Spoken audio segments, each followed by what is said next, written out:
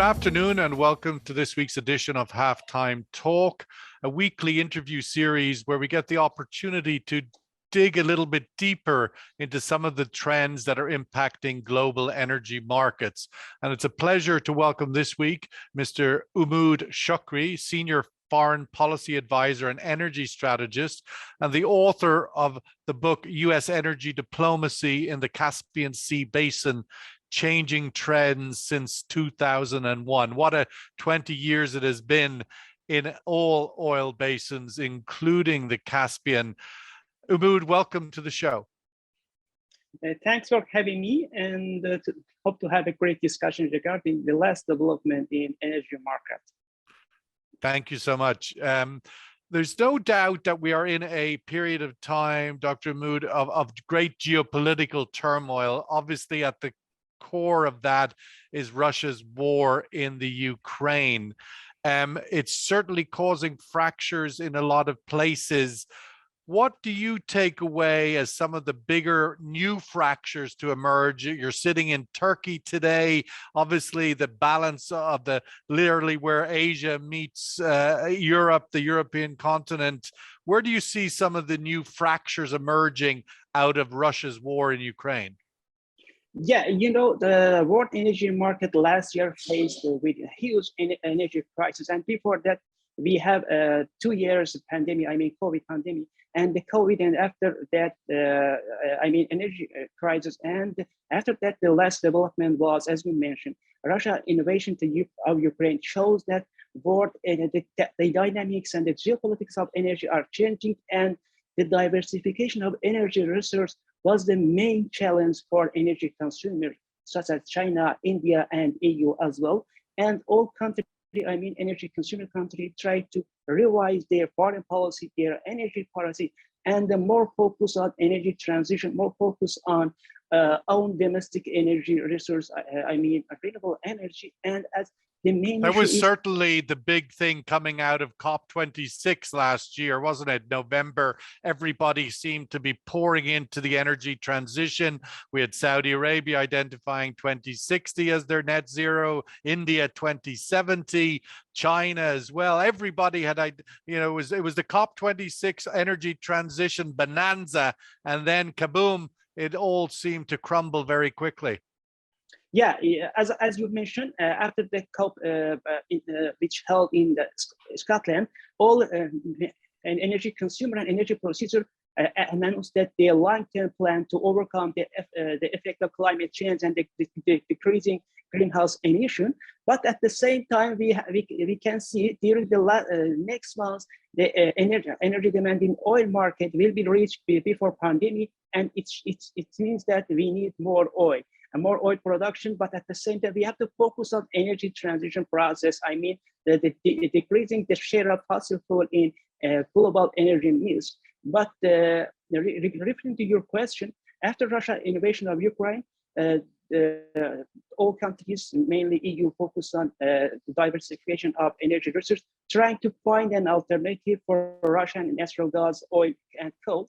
I think finding an alternative in a coal market is not really hard for the EU, but finding an alternative in oil and mainly in the natural gas in the short run, it is very hard for the EU. The US and EU try to reach some energy procedures such as Azerbaijan, Qatar, and some African countries. If we look first, before we get into where the alternative fossil fuels can come from, Dr. Umud, where do you think that balance is now between energy security versus energy transition? The Europeans seem to be uncertain to where that balance is. Where do you see that at the moment? Will energy transition suffer because of this surge towards energy security? Yeah, it's a very good point. Thank you. It is a reality that energy transition process needs fossil fuel. Without using fossil fuel, no country in the world, no matter located in the EU, in the US, in the Africa, in the South Asia, and no matter, will not be able to be more successful in energy transition.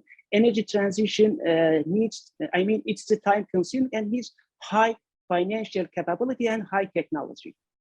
Without this principle, no country will be able to overcome the effect of climate change, to help to reducing the effect of greenhouse emission and global warming. But repeating your question, if every country wants to notice and to give priority for energy security in its foreign policy, has to focus at the same time to energy transition and using fossil fuel. And in the long term, it will be very interesting for every country to gradually decrease the using fossil fuel, more focus on energy transition, renewable hydrogen, electric vehicle, nuclear energy, and at the same time decreasing gradually using coal, natural gas, and oil. And I think in the world for the last, for future 2 or 3 decades needs fossil fuel.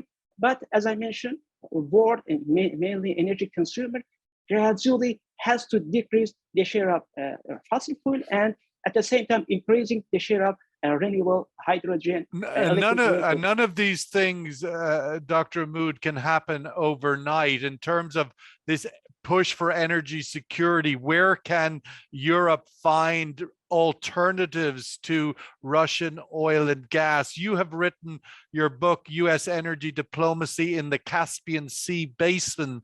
I'm wondering, what can the Caspian do to support or to deliver more and immediate energy to Europe? Yeah, it's a very good question. And in my book, I just focus on US energy policy, and at the same time, EU, China, India, and the 5 coastal countries, I mean, Iran, Russia, Turkmenistan, Kazakhstan, and Azerbaijan, foreign policy and energy policy toward global energy market, and especially toward Caspian Sea.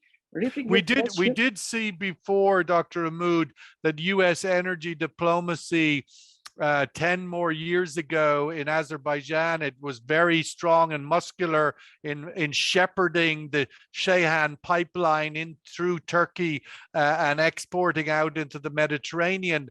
Do they still have that muscle in the Caspian? Yeah, it's a great point. As I mentioned in my book, during the Obama administration and after shale gas revolution, Russia, and also after the Obama administration made a decision to withdraw its troops from the region, mainly from the Afghanistan, US gradually lost its interest in Central Asia and Caspian Sea Basin as well. And after that, such a development, mainly shale gas revolution and the withdrawal troops from the Afghanistan, we saw that the role of Russia and China in the region will increase. Russia from the security perspective, and the China from the economic perspective. You know, Central Asia and Caspian Sea play an important role in China One Road, One Boat project, and China made a huge investment. I think in the last decade, China made a huge investment, about $50 billion in the region, I mean in the infrastructure. And repeating your question, natural gas and oil from the Caspian Sea, mainly from the Kazakhstan, from the Turkmenistan and Azerbaijan, will be in the midterm, hold the potential to be alternative to the some part of Russian hydrocarbon in EU energy mix. But this country needs more investment from the US and the EU companies, and also needs political support from EU and the US to boost their capacity. At present, their production capacity. If want to more supply, need more investment to double, natural gas production capacity. Azerbaijan has a good potential, and also Turkmenistan. You know, after 2 decades. What is their natural diplomatic tendency in Azerbaijan, Turkmenistan? They've obviously lived under the influential dominance of Russia for many decades during the Soviet era.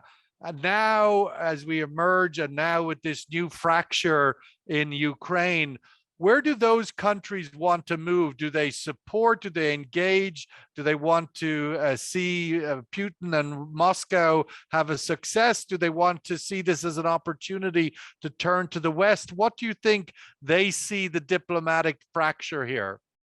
Yeah, very great point. Thanks. After the collapse of Soviet Union, West, US and EU tried to bring hydrocarbon resources from the region to the global market, mainly EU market, without using Russian infrastructure, without using Russia hydrocarbon resource, and without Russia control. After the collapse of the Soviet Union, Russia was not so powerful, and West will be able to more invest in the region and bring the natural gas from the Kazakhstan and from the Azerbaijan to EU market, and help the EU market to diversification of energy resource. And 2 decades before, EU and Turkmenistan signed an agreement to bring natural gas from the Turkmenistan. But what about now? What about now? Let's not look at the history. Let's look now, today, tomorrow, this week. We had Putin last week in St. Petersburg, so somewhat nearly threatening Central Asia not to turn to the West. Russia invasion of Ukraine shows that in any such situation, these countries has no supporter from there, has no supporter, and this country's main problem is keep their own integrity and sovereignty. And by 2014, after the Crimea annexing to the Russia, and by 28 after Russia invasion of Georgia, these countries, I think, more focused on their own national interest in the region and trying to keep their good relation with the West, and also trying to create a balance in the relation with the Russia, with the China, with the West. But main priority for these countries, keeping relation and boost relation with the Moscow, not with the West. And I am agree with you. And if West and mainly EU wants to supply more natural gas and oil from the region, try to more investment in infrastructure in the region, and to politically and economic support these countries against Russia future invasion. That's it. Without solving this problem, I think. Sorry, which problem? Say that again. Which problem do they need to solve? Yeah, these countries need politically, military, and economic support from the West. If West, mainly EU, wants to supply more natural gas and the oil from the region, trying to solve the security concern of these countries. And they have to, I think, to an extent, the Europeans, it's coming back to the earlier point, energy transition versus energy security. The Europeans seem to want to keep both, and they're going to have to compromise with energy transition, aren't they, in order to give Azerbaijan and these other countries confidence to invest in new supply. The Europeans are going to have to give up a little bit of energy transition. Your thoughts? Yes. I'm agree with you. After 28 and 2014 and Russia invasion to the Georgia and annexion of Crimea, I have to ask the European leader, when you saw that Russia many times using energy to gain, to get geopolitical event, why EU gradually did not dependency of Russian natural gas, oil, and coal? They have at least 1 decade to gradually decrease, but we can see majority of EU countries gradually increase their dependency of Russia energy resource, and it's against EU energy security and EU national security as well. And this is the main question, and everybody in the EU asked their own leader, why they did not solve this problem and did not gradually decrease dependency of Russia hydrocarbon resource. And when they see that Russia using energy to leverage of foreign policy to get more geopolitical benefit from the exporting oil and gas and coal. What about the situation in Iran and the Iran nuclear talks? You have been you've served as a visiting research scholar at the Center for Energy Science and Policy at the Schar School of Policy and Government at George Mason University in the United States. Where do you think the Iran nuclear talks are now? Of course, Iran, a big Caspian Sea oil producer as well. It looks like the Iran talks are dead. What are your thoughts? Yeah, during the last development in nuclear talk, if Iran did not revise its foreign policy and did not came to conclusion to that, without the lifting the sanction, without the nuclear deal, Iran will be net energy importer by next decade. Let me give you more detail regarding this claim. Last November, Iran Minister of Oil, Javad Audi, said that in the next decade, Iran needs $160 billion investment to keep current production level, I mean in natural gas and oil. You know, Iran is not major player in the global natural gas market. It should note that Iran's hold second world reserve of natural gas, but due to high domestic consumption and many sanctions imposed regarding Iran nuclear program, Iran just has a little share in the regional market and exporting natural gas to the Iraq and Turkey. And regarding Turkey-Iran natural gas pipeline, I have to say this current contract will be end up by 2026, and negotiation over expanding this contract will not be successful, and Iran is going to lose its major energy, natural gas destination in Turkey. And if Iran will not be able to doesn't Turkey still need that gas? During when Justice and Development Party under Erdogan came to power, trying to focus on diversification of energy resource and also more focus on renewable energy. Turkey has a plan to generate electricity from the domestic potential, renewable by 2013, around 30%, and also the first nuclear power plant is construction by Rosatom in Turkey, and it will be first phases will be online next year. And also Turkey made a huge investment in electric vehicle, solar power plant, and energy transition as so well. Turkey is building up a good capability. Just coming back to Iran, the talks they've been in Vienna for nearly 6-8 months. They ended up not yet reaching a signature, but they apparently did reach an agreement. But the big sticking point, at least as reported, is that Iran wants the Revolutionary Guard to have no longer the terrorism definition in the US. The US seemed to be unwilling to make that change. Can this be resolved? Yeah, the last development in nuclear talk, yesterday some senators from the old Democrat and the Republican said that there is no killer future for nuclear talk if Iran did not revise its foreign policy. And as you mentioned, keeping the IRGC in the terrorism organization. If Iran accepted a US condition to keep IRGC in terrorism organization groups, we can see that the nuclear deal will be signed by coming weeks, because everything is on the table. And before Raisi came to power, can Iran, the ruling, the presidents, whoever has the authority, ultimately it's the supreme leader. How important is this point, the Revolutionary Guard being defined as a terrorism organization? Is that a deal breaker for Iran? Would they be willing to see this collapse?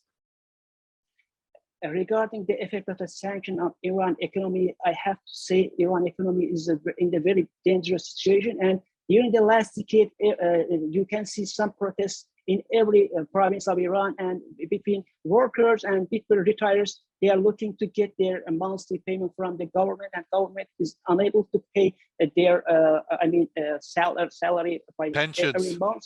Yeah. And Iran knows that the sanction is very effective. And regarding the effect of sanction on energy, Iran is the energy producer, but it will be net energy imported by next decade if sanctions continue. That's it. You hold the first oil reserve in the world, second in the natural gas, but you are going to be energy importer. Why? Because of effect of the sanction and high domestic consumption. In natural gas market, natural gas sector in Iran, I have to say, Iran shares South Pars field with the Qatar, and the South Pars is the major supplier of natural gas. Iran produces 70% natural gas, which consumed in own domestic from the South Pars. And during the last years, the pressure drop starting the South Pars without the high technology. Some European companies such as Total, Iran will not be able to solve the pressure drop. Why don't they do a deal? Tell me your opinion, Dr. Umud. Why doesn't Iran do this deal? I think after the revolution, the major priority for the Iran is deterrence, not development. I think I answered your question. Deterrence, not development. That's it. That's it. Well, that's where we're going to have to wrap up, Dr. Umud. Deterrence, not development. That's a Development. sad, unfortunate reality in Iran. I agree with you. I don't think that's going to change, and that's where we'll be stuck. The question then becomes, for another day, what happens when there's no deal and Iran develops a nuclear weapon? That's the big question next. Nobody seems to be wanting to answer that question, and we can't do it today on this halftime talk because we've run out of time. It's a pleasure. Thank you so much, Dr. Umud Shokri, Senior Foreign Policy Advisor and Energy Strategist and author of the very well worthwhile reading U.S. Energy Diplomacy in the Caspian Sea Basin, Changing Trends Since 2001. Dr. Umud, thank you for being on this week's Halftime Talk. Thanks for having me, and have a great rest of the day.